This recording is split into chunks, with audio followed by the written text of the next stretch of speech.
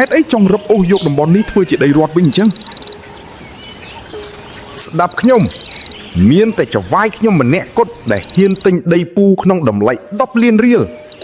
លក់ឲ្យគាត់ទៅលុយស្រស់ដាក់ក្នុងហប៉ៅទៅរកទិញដីនៅកន្លែងផ្សេងរស់នៅបានសុខកុំចាំទាល់តែគេមកឈូសចោលតទេទើបស្ដាយក្រោយកូនស្រីមេភូមិម្នាក់នឹងមែនទេដែលឯងថាវាចេះច្បាប់ទម្លាប់ច្រៅនោះបាទចវាយវាមិនត្រឹមតែដឹងពីគម្រោងអភិវឌ្ឍរបស់យើងទេវានៅទាំងប្រាប់អ្នកភូមិមិនអោយផ្ដិតមេដៃលើឯកសារកម្ចីប្រាក់របស់យើងទៀតសូមជូនរឿងស្រមោលខ្មៅលើវាស្រែពណ៌មាសនៅភូមិសុកសានដែលជាភូមិដ៏ស្រស់ស្អាតនិងសម្បូរទៅដោយដីស្រែមានជីជាតិមានសេដ្ឋីម្នាក់ឈ្មោះអុកញ៉ាឆៃយ៉ាគាត់គឺជាមនុស្សដែលមានចិត្តលោភលន់មិនចេះឆ្អែតឆ្អន់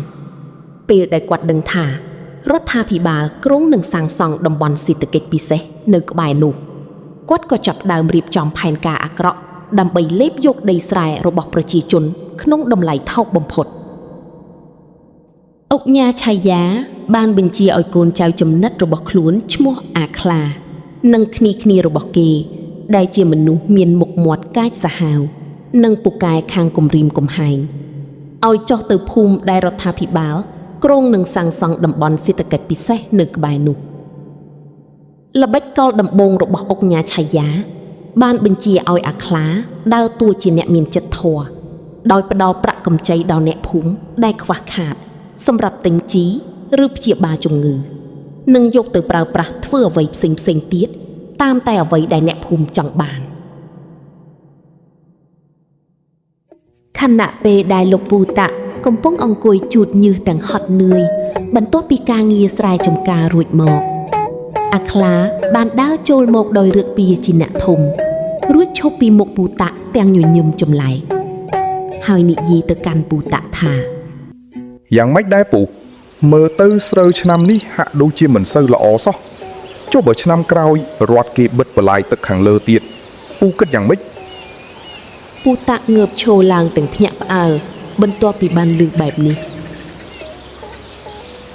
លោកដឹងរឿងនឹងមកពីណាខ្ញុំឮតែគេថាតើវាជាការពិតមែនទេពូអើយ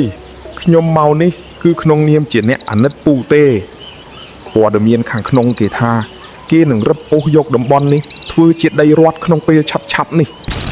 ដល់ពេលហ្នឹងពូសង្ឃឹមចង់បានសំណង1 រៀលខ្មែរពីគេមែនទេកុំយល់សពទេចុះឲ្យខ្ញុំធ្វើម៉េចដីនេះជាដីដូនតាខ្ញុំរស់ដោយសារដីស្រែនេះរាប់ឆ្នាំមកហើយហេតុអីចង់រឹបអូសយកតំបន់នេះធ្វើជាដីរដ្ឋវិញអញ្ចឹងស្ដាប់ខ្ញុំមានតែចវាយខ្ញុំម្នាក់គត់ដែលហ៊ានទិញដីពូក្នុងតម្លៃ10 លានរៀលលក់ឲ្យគាត់ទៅលុយស្រស់ដាក់ក្នុងហប៉ៅទៅរកទិញដីនៅកន្លែងផ្សេងរស់នៅបានសុខកុំចាំទាល់តែគេមកឈូសចោលតទេទើបស្ដាយក្រោយប៉ុន្តែតម្លៃដែលលោកឲ្យមកវាតិចពេកហើយលោកអើយសំបីតែទិញផ្ទះតូចមួយនៅកន្លែងផ្សេងក៏មិនគ្រាន់ផងពូតាកុំចង់បានច្រើនពេកចៅវាយខ្ញុំមានចិត្តធន់ណាស់ហើយដែលព្រមជួយទិញដីគ្មានតម្លៃនេះបើពូមិនព្រមលក់តាមស្រួលទេប្រយ័ត្នសូម្បីតែអង្គច្រកឆ្នាំងក៏រកមិនបានផងកុំភ្លេចថាបំណុលដែលពូចំពាក់ក៏ដល់ថ្ងៃត្រូវសងដែរភាពទាល់ច្រកនិងអស់សង្ឃឹមទឹកមុខរបស់ពូតាបង្ហាញពីការព្រួយបារម្ភយ៉ាងខ្លាំងព្រោះដីនេះជាមរតកដូនតាដែលគាត់ធ្លាប់រស់នៅនិងអាស្រ័យផលជាច្រើនជំនាន់មកហើយ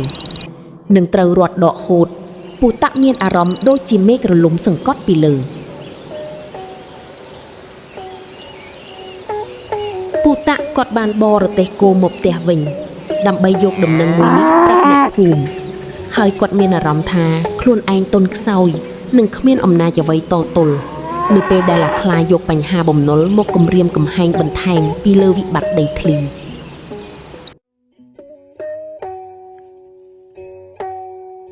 បងប្អូនអើយចូលស្ដាប់ខ្ញុំសិន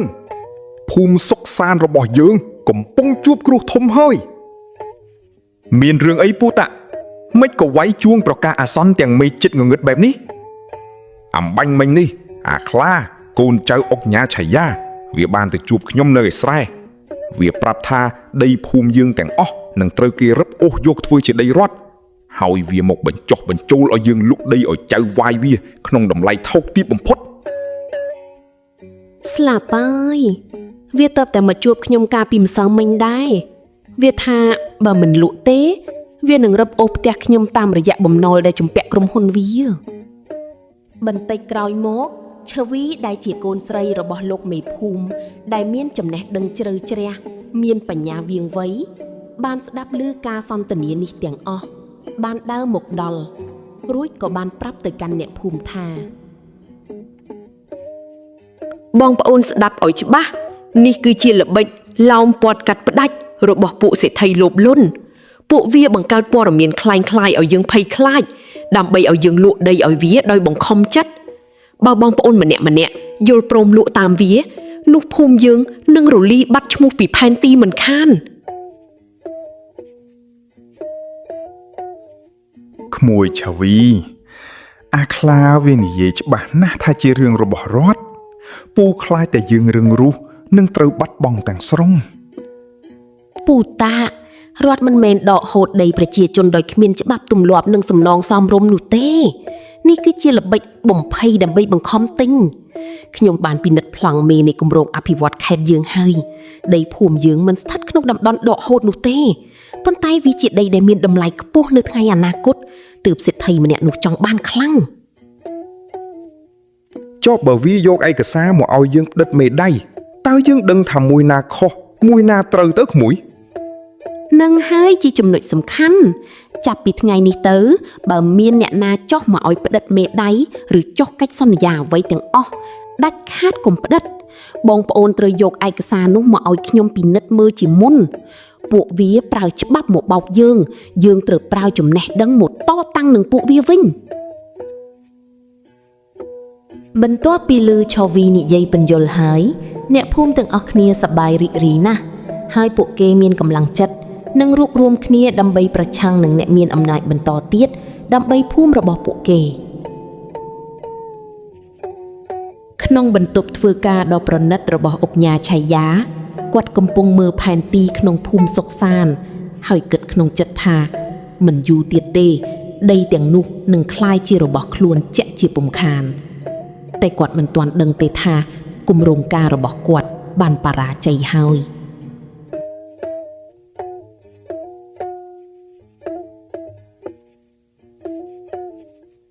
លោកចវាយរឿងដែលចវាយឲ្យខ្ញុំទៅចាត់ការនៅភូមិសុកសានហាក់ដូចជាមានឧបសគ្គបន្តិចហើយបាទ ឧបសគ្គពួកកសិករអត់ចំណេះដឹងទាំងនោះមានអីមកទប់ទល់នឹងឯងបានឬមួយឯងធ្វើការឲ្យយើងយូរពេករហូតដល់ភ្លេចវិធីច្របាច់កមនុស្ស អត់ទេចវាយតាមពិតពួកវាចិត្តនឹងផ្តិតមេដៃអស់ទៅហើយប៉ុន្តែស្រាប់តែលេចមុខស្រីម្នាក់វាឈ្មោះឆាវីជាកូនស្រីមេភូមិវាទើបតែរៀនចប់ពីភ្នំពេញមកវិញវានេះហើយដែលមកបំប៉ោងត្រចៀកអ្នកភូមិមិនឲ្យលក់ដីឲ្យយើង ឆាវីកូនស្រីមេភូមិម្នាក់នឹងមែនទេដែលឯងថាវាចេះច្បាប់ទម្លាប់ច្រើននោះ បាទចវាយវាមិនត្រឹមតែដឹងពីគម្រោងអភិវឌ្ឍរបស់យើងទេវានៅទាំងប្រាប់អ្នកភូមិមិនឲ្យផ្តិតមេដៃលើឯកសារកម្ចីប្រាក់របស់យើងទៀតឥឡូវអ្នកភូមិជឿតាមវាទាំងអស់បើមិនដោះស្រាយវាចេញទេគម្រោងយកដីស្រែរាប់រយហិកតានោះច្បាស់ជាជាប់គាំងមិនខាន ក្មេងស្រីម្នាក់ចំមកតតាំងនឹងអំណាចលុយរបស់យើងអាខ្លះឯងដឹងស្រាប់ហើយមនុស្សយើងចែកចេញជាពីរប្រភេទមួយគឺទិញបានដោយលុយនិងពីរគឺកំចាត់ចោលដោយកម្លាំងតើចវាយចង់ឲ្យខ្ញុំធ្វើម៉េចបន្តឲ្យខ្ញុំទៅដោះស្រាយវាផ្ទាល់តែម្ដងទេកុំអាលវាជាកូនមេភូមិបើធ្វើអីឆៅពេកនឹងមានរឿងធំឯងត្រឡប់ទៅវិញចាត់កូនចៅឲ្យទៅតាមដានសកម្មភាពវាគ្រប់ជំហានចាំមើលថាតើវារឹងមាំបានដល់កម្រិតណានៅពេលដែលគ្រួសាររបស់វាជួបតុកតោម្ដងម្នាក់យើងនឹងបង្រៀនវាឲ្យស្គាល់ថាអ្វីទៅដែលហៅថានរកលោកីអ្វីទៅដែលហៅថានរកលោកី ដែលឧកញ៉ាឆៃយ៉ាបាននិយាយតើឈូវីនិងអ្នកភូមិជួបបញ្ហាអ្វីបន្តសូមរងចាំទស្សនាវគ្គបន្ត